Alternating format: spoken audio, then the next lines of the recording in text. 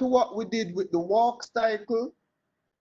With the walk, once you've done the A to B walk, you're going to render that, and then you're going to convert this into a run cycle. The same process. I'm going to go through that process right now, but before we do that, I'm going to switch over. Stop the animation. I'm going to do a save as and save it as a different file. Press the save as button. I'm going to name it run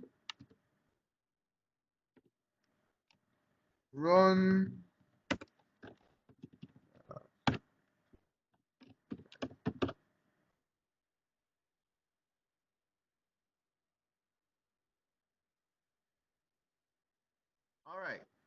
So for our character now, we don't need the guide, we don't need the reference image anymore because we have all of the key poses.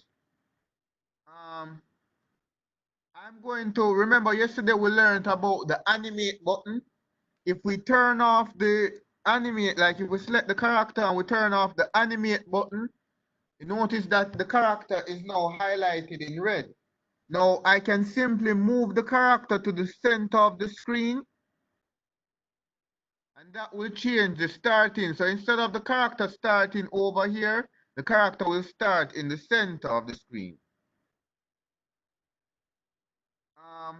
And now what I'm going to do now is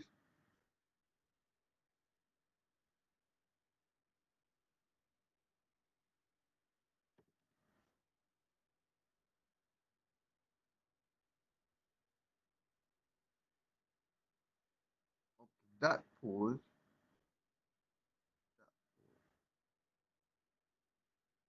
I'm going to delete the remainder of the keyframes here. So I'm going to highlight all of these keyframes, and I'm going to delete them. We pretty much have the character running in one step like that. I want the run cycle to happen in the center of the screen.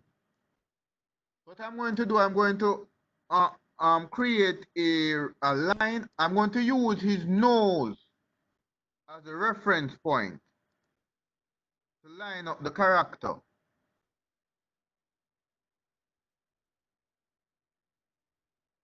Use a red line.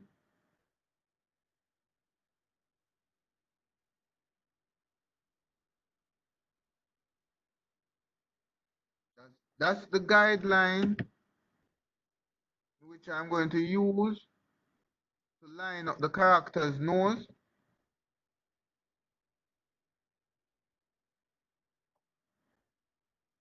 So when I go to the second key pose here, I'm going to highlight the character up to the master peg and push him back and make sure that this second key pose matches up with the nose, like that. I'm going to go to the third key pose, highlight the character up to the master peg, move it back, and make sure that the nose matches up precisely. Go to this key pose here, highlight,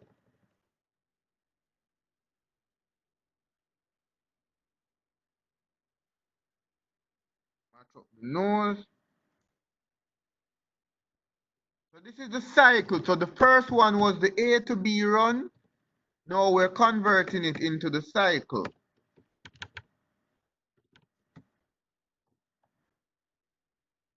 Line up the nose. Go to the next key pose. Highlight the character all the way up to the master peg. Move him back. Once you match up once you line up the key poses with the reference line, the character will be running in one place.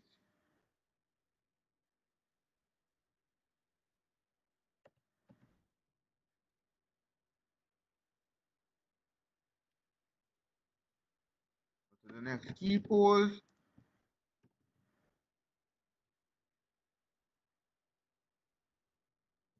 And I'm using my arrow keys. Instead of dragging the character, I wouldn't recommend using the mouse to drag because you might move the character out of position.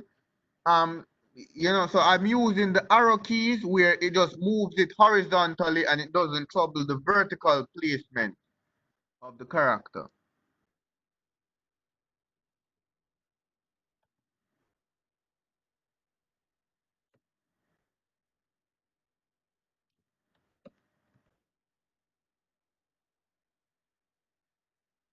Go to the next key pose.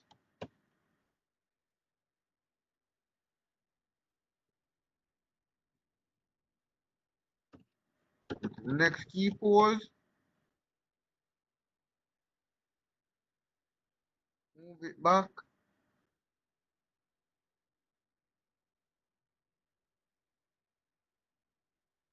Next key pose.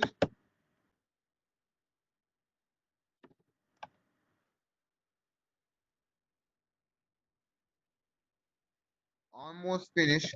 After we've lined up the character in line with the reference line, we're going to add a background and I'm going to show you how to pan that background.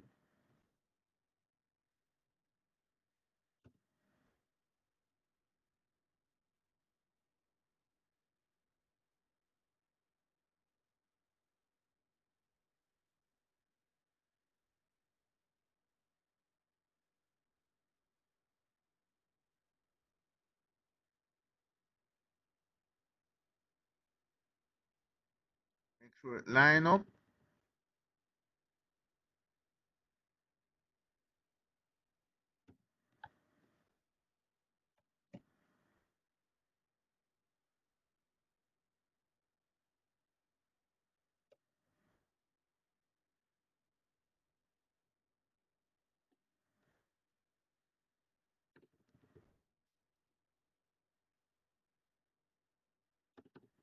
And then the final key pose.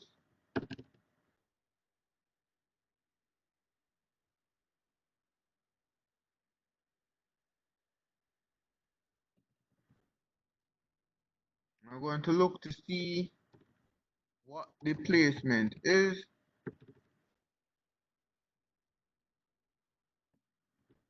All right, so let's have a look at what the cycle looks like now.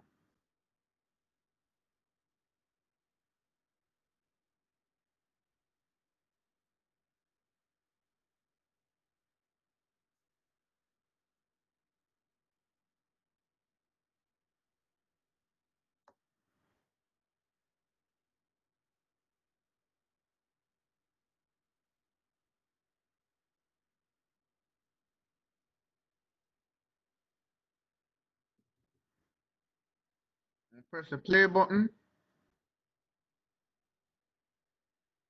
We have the character running in one location now. So that's all it takes, to convert your A to B into a run cycle. So we have the character running in one location and we want to have the background pan behind him. Right now we have just 1 second worth of animation with the character running. So let us say we want the character to do a run cycle up to 120 frames, which would be 5 seconds worth of animation. Remember that 24 frames is equal to 1 second. So if we go up to 120 frames, that's pretty much 5 seconds of animation. So I'm going to highlight these keyframes, right click, copy, keep a frame right here, right click. Let us try. I'm going to try something. I'm going to try and click on paste cycle. And I guess it's going to ask me the number of times that I want to paste the cycle. So let's say 3 times I want it pasted. So paste the cycle 3 times along the timeline. One more, want to paste one more time. Paste cycle 1. That should be good. And now when we're playing our video, the animation will run out for a duration of 120 frames or 5 seconds. Now let us import our background into the scene. I'm going to click on the import image symbol here to import an image. I'm going to import a colored background. I'm going to browse for where the image is. Now, when you're doing this kind of thing, you want to find an image that is easily looped over and over again. So we have this fence here that can be looped over and over. We have a tree over here. Let us try this tree. Hopefully this can be looped. Right. I can get away with this image because if you look at the very end of the image here, you see a part of the tree is cut off. When we look at the other end, it showcases half of a tree cut off. That it can work. I'm going to resize this image so that it looks appropriate in terms of the size. I'm going to increase the how tall it is. I'm increasing the size of the image, moving that down. So now he would be running on a concrete pavement kind of situation. Make sure that it match up with the, right? So when you mask your camera, it should look something like that. Well, it won't come up a little bit more.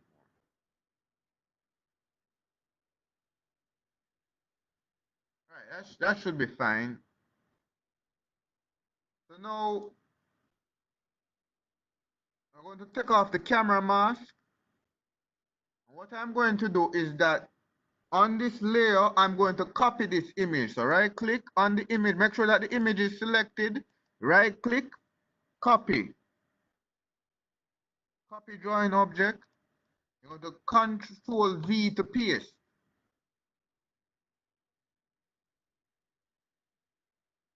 Paste. Paste. So now we have two of the same images here.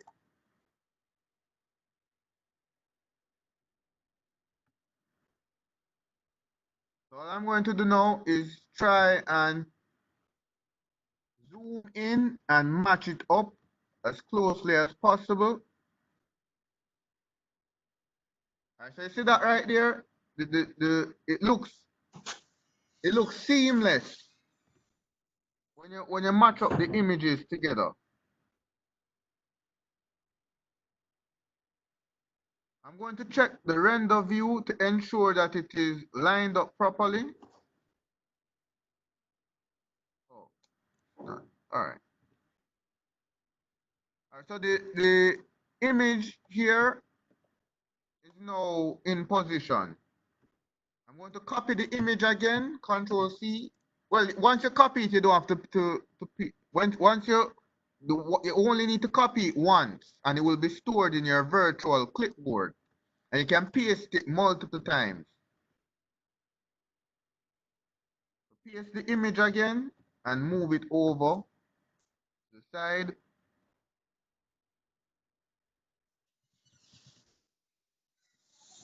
You just line up the image.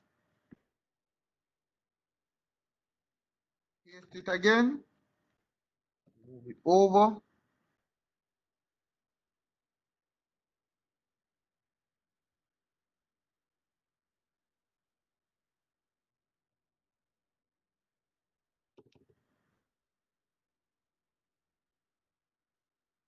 All right, so let us start with these images. Like this should be enough.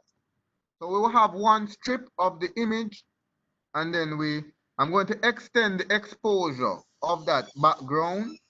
F5 to go to the end, and we're going to lock the image. Well, no, we're not going to lock the image yet because we're going to need to animate it. So I'm going to add a keyframe here at frame number 1, and at the end of frame 120. Let's extend all of the background right here.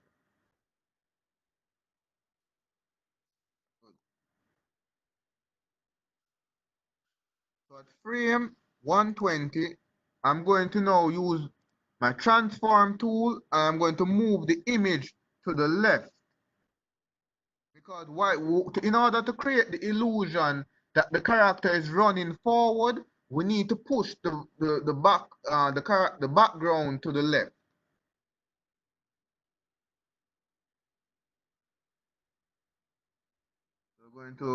I'm using my arrow key and I'm pushing it over to the left here. And I'm going to play and show you, play the video and show you what it looks like now. I'll press play. We have the illusion that he's running forward.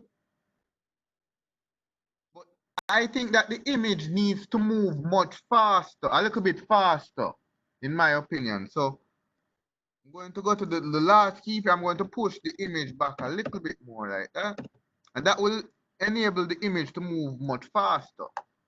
Press play. Yeah, that should work. I'm going to mask the camera to show you what it looks like.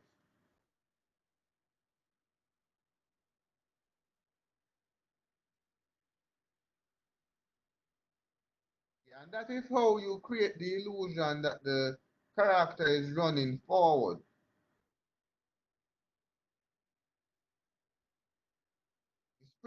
It's a cycle, but the background is being looped behind him.